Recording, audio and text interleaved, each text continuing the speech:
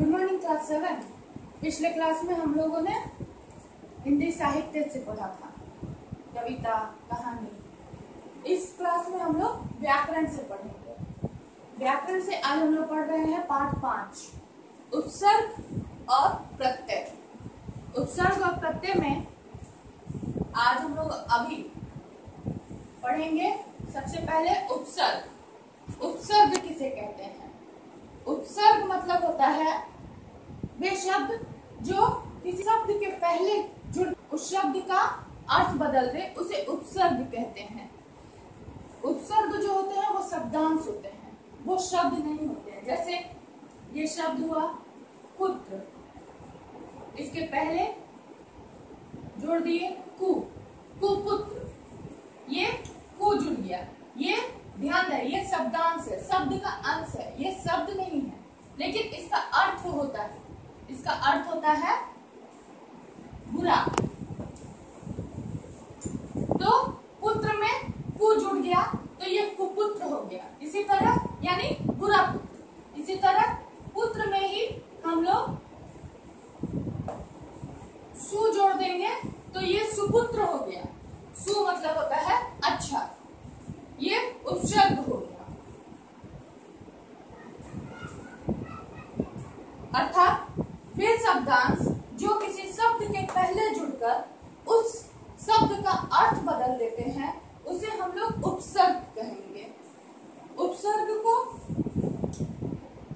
हम लोगों को विभिन्न भाषाओं से मिलता है, जैसे संस्कृत के उपसर्ग, हिंदी के उपसर्ग, उर्दू के उपसर्ग। ये आपकी किताब में लिखा हुआ है। संस्कृत के उपसर्ग, संस्कृत के उपसर्ग अंतर, अंतर का मतलब होता है भीतर।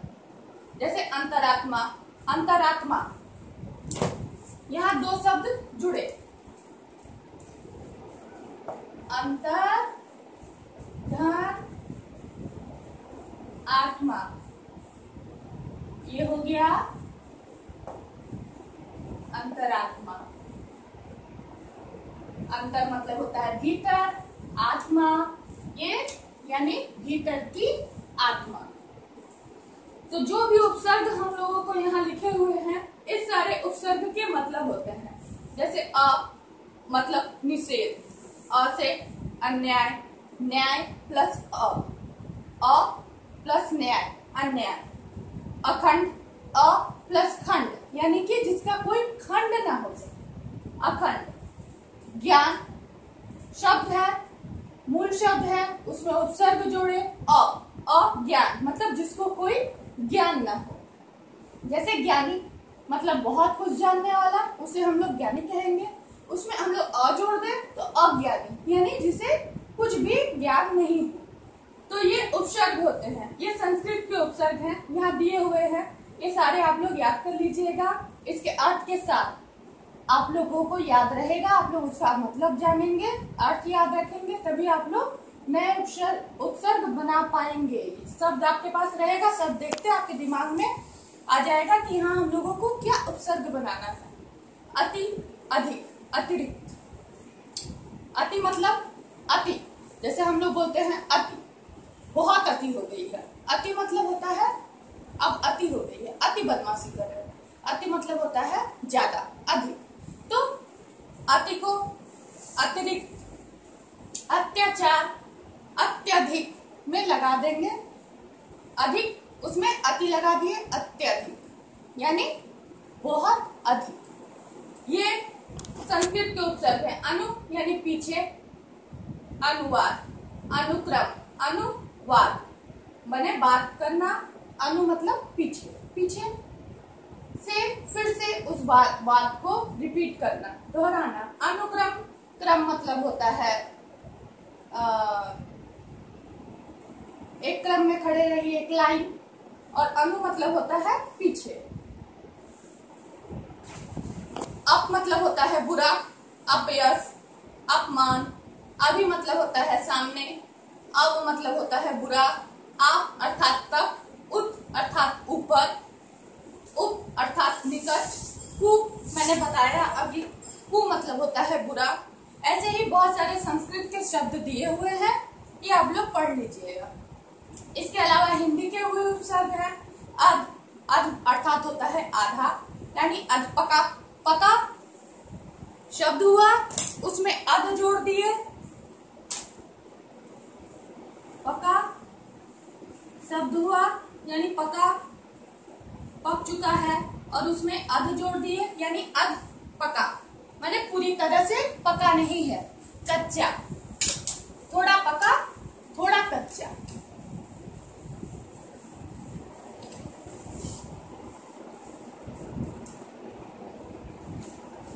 इस तरह से और भी बहुत सारे हिंदी के उपसर्ग दिए हुए हैं। अन मतलब अभाव, अनपढ़ यानी जिसको पढ़ने का, जिसके पास पढ़ने का अभाव है, जो पढ़ नहीं पाया, वो हुआ अनपढ़। अनजान मतलब जिसको जानते नहीं। अनमोल यानी जिसका कोई मोल ना हो। मोल एक शब्द, उसमें अन जोड़ दिए तो वह अनमोल हो गया, यानी उसका कोई मोल नहीं। इस तरह से और भी हिंदी के उपसर्ग दिए हुए हैं। का मतलब भी बुरा, कु मतलब भी बुरा, चौ मतलब चार, जैसे बोला जाता है राह। राह एक शब्द,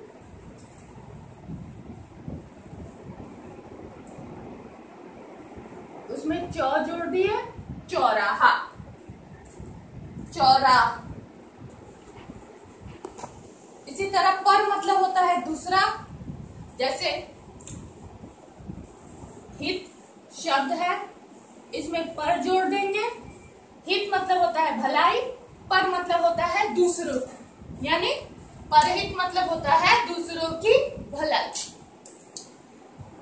सु मतलब अच्छा, मैंने पहले लिखा था, कुपुत्र, सुपुत्र।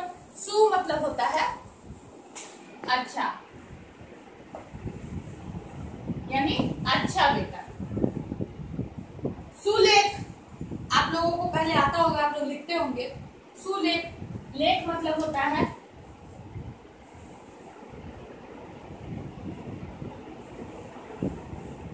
लिखना, सु लगा देंगे, सुलेख यानी अच्छा लिखना। जैसे तैसे लिख के चले आएंगे तो नहीं, सुलेख। सुफल यानी अच्छा फल। इस तरह से हिंदी के उपसर्ग दिए हुए हैं अर्थ के साथ। इसके अलावा है अरबी फारसी के उपसर्ग, जैसे कम थोड़ा, कमजोर, कमअक्ल, खुश अच्छा, खुशबू, गैर मतलब बिना, ये उर्दू अरबी फारसी के शब्द हैं। गैर हाजिरी, गैर कानूनी, कानूनी, कानूनी में गैर जोड़ दिया जाएगा तो गैर कानूनी हो जाएगा। जरूरी में गैर जोड़ दिया जाएगा यानी गैर जरूरी हो जाएगा, पूरा अर्थ ही बदल जाएगा। जरूरी यानी बहुत ही इंपॉर्टेंट, और इसमें गैर जोड़ देंगे तो बिल्कुल भी जरूरी नहीं।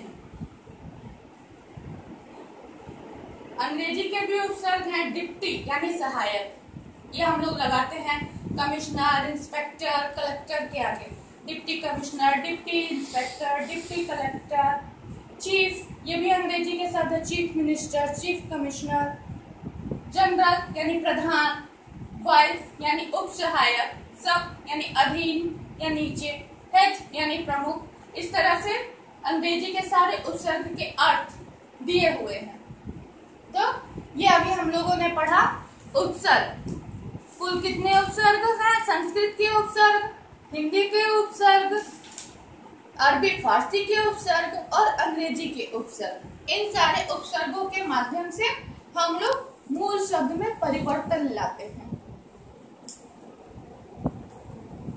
तो उपसर्ग कब लगता है? उपसर्ग लगता है शब्द के पहले, लेकिन उपसर्ग का अर्थ होता है, हर एक उपसर्ग का अर्थ होता है, चाहे वो कु हो, छोटा सा क हो, अ हो, अ मतलब नहीं, या फिर गैर हो, वॉइस हो, हर एक उपसर्ग का मतलब होता है। अब हम लोग पढ़ेंगे प्रत्यय। प्रत्यय क्या होता है? जैसे उपसर्ग शब्द के पहले जुड़कर उसके अर्थ को बदलता है, एक नए शब्द को बनाता है, वैसे प्रत्यय शब्द के बाद में जुड़कर शब्द के अर्थ को बदलता है, एक नया शब्द बनाता है। जैसे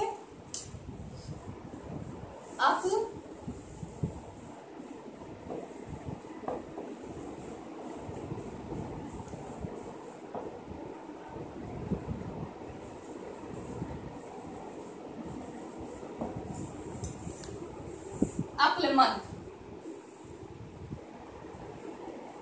तो अक्ल हुआ मूल शब्द, मंद हुआ प्रत्यय। तो अगर आप लोगों को ऐसे आएगा कि अक्लमंद लिखा रहेगा, बोलेगा इसमें से मूल शब्द हटाइए और प्रत्यय अलग करिए, तो आप लोग क्या करेंगे, ऐसे लिखेंगे अक्ल प्लस मंद। ये अक्ल हुआ मूल शब्द, मंद हुआ प्रत्यय।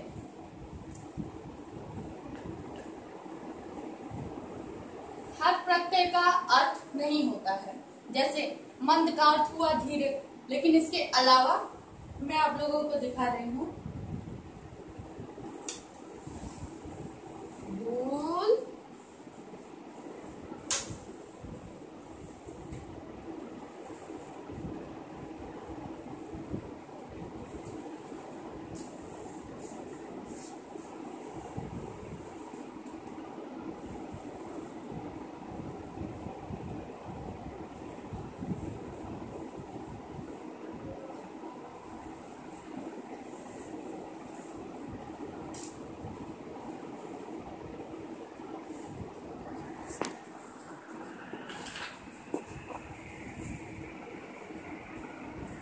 जैसे मैं आप लोगों को दिखा रही हूँ भूल प्लस अक्कड़ हो जाएगा भूलक्कड़, लेकिन भूल का अर्थ हुआ भूलना, अक्कड़ का कोई अर्थ नहीं होता है। तो हर प्रत्यय का अर्थ नहीं होता है। ये हम लोगों ने प्रत्यय पढ़ा। ध्यान रखिएगा, उपसर्ग शब्द के पहले लगता है और प्रत्यय शब्द के अंत में लगता है। जैसे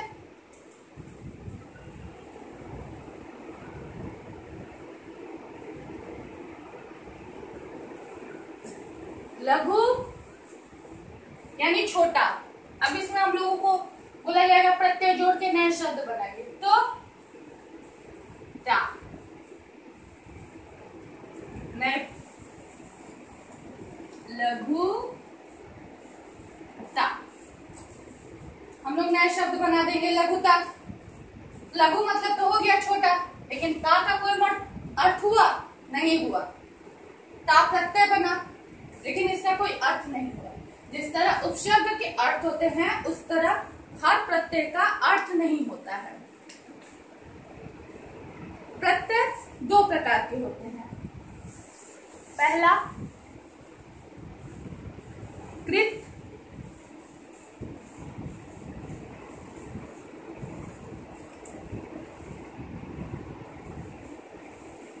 और दूसरा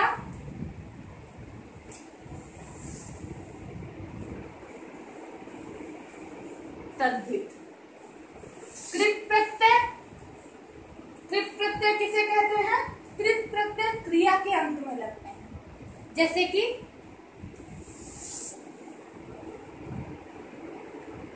पढ़ाई, पढ़ प्लस आई। पढ़ना क्या होता है? पढ़ना क्रिया होती है। लिखाई या लिखावट, लिखना क्या होता है? लिखना क्रिया होती है। जैसे पढ़ाई, पढ़ प्लस आई, पढ़ना क्रिया, लेकिन आई का क्या मतलब हुआ? कुछ नहीं। अब इसमें हम लोग पढ़ाई, ये कृत प्रत्यय हो गया। वे प्रत्यय जो क्रिया के साथ में प्रयोग में किए जाते हैं उसे कृत प्रत्यय कहते हैं। जैसे मिल प्लस आवट, मिलावट। मिलाना क्या होता है? क्रिया होती है। भाववाचक संज्ञा बनाने वाले कृत प्रत्यय भी है। जैसे अंत, रटन, पढ़न, आई, पढ़ाई, लिखाई, लड़ाई। विशेषण शब्द बनाने वाले भी क्रिया कृत प्रत्यय हैं। अनिया, सहनिया, उल्लेखनीय। तो ये हुआ कृत प्रत्यय। वे प्रत्यय जो क्रिया के साथ जुड़ते हैं उसे कृत प्रत्यय कहते हैं। जैसे कहने, कहना क्या हुआ? क्रिया हुआ, उसमें वाला जोड़ देंगे तो कहने वाला, बोलने वाला। पाठ में अब जोड़ देंगे पाठक, धावक, यानी दौड़ने वाला धावक कहलाता है। तद्धित प्रत्यय क्या होते हैं? वे प्रत्यय जो संज्ञा, सर्वनाम, विशेषण या अव्यय के अंत में जुड़कर नए शब्द बनाते हैं वह तद्धित प्रत्यय कहलाते हैं। अर्थात क्रिया के अलावा जिन शब्दों में हम लोग प्रत्यय शब्द जोड़ते हैं वो तद्धित प्रत्यय कहलाते हैं। क्रिया के साथ जुड़ने वाले प्रत्यय को कृत प्रत्यय कहते हैं और संज्ञा, सर्वनाम या विशेषण के साथ जुड़ने वाले शब्दों के प्रत्यय को तद्धित प्रत्यय कहते हैं। जैसे ऊंचा, उसमें आई जोड़ देंगे। ऊंचा, उसमें ई जोड़ देंगे, ऊंचाई।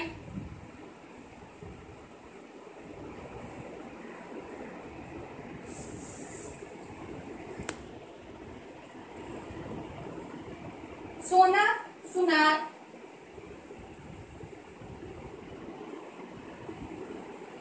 कुट, उसमें इया जोड़ देंगे, कुटिया। ऐसे बहुत सारे तद्धित प्रत्ययों के उदाहरण आप लोगों को दिया हुआ है। ता जोड़ देंगे, सुंदर में ता जोड़ देंगे, सुंदरता। मानव में ता जोड़ देंगे, मानवता। मोटा में आपा जोड़ देंगे, मोटापा। बूढ़ा, बुढ़, उसमें आपा जोड़ देंगे, बुढ़ापा। नानी, उसमें हाल जोड़ देंगे, ननिहाल, ददीहाल, ससुराल। इस तरह से बहुत सारे तद्धित प्रत्ययों के उदाहरण दिए हुए हैं। यहाँ कुछ मूल शब्द दिए हुए हैं। विश्वास, उसमें अ जोड़िए, अविश्वास। राष्ट्र, उसमें अंतर जोड़िए, अंतरराष्ट्रीय। एक, अन जोड़िए, अनेक। इच्छा, अन जोड़िए, अनिच्छा। इसी तरह से कुछ प्रत्यय दिए हुए हैं। अविश्वास, अविश्वास, उसमें ई जोड़िए, अविश्वासी। प्रत्यय इया जोड़िए, अंतरराष्ट्रीय में अंतरराष्ट्रीय हो जाएगा। अनेक में ता जोड़िए, अनेकता हो जाएगा। एक साथ आप लोगों को मूल शब्द दिया हुआ है, उसमें उपसर्ग जोड़ के फिर प्रत्यय जोड़ के ये नए शब्द बोले। इसमें उपसर्ग क्या हुआ? अविश्वासी में उपसर्ग हो गया अ और प्रत्यय हो गया बड़ी ई। अंतरराष्ट्रीय में उपसर्ग हो गया अंतर और प्रत्यय हो गया इय। अनेकता में उपसर्ग हो गया अन और प्रत्यय हो गया ता। इस तरह से शब्द दिए हुए हैं। आप लोगों को उपसर्ग प्रत्यय समझ में आ गया होगा अब तक। ये वर्कशीट पेज नंबर 46, 47 ये आप लोग अपने बुक में कर लीजिएगा। इसके अलावा कुछ प्रश्न दूंगी, उसके उत्तर भी लिख लीजिएगा। धन्यवाद।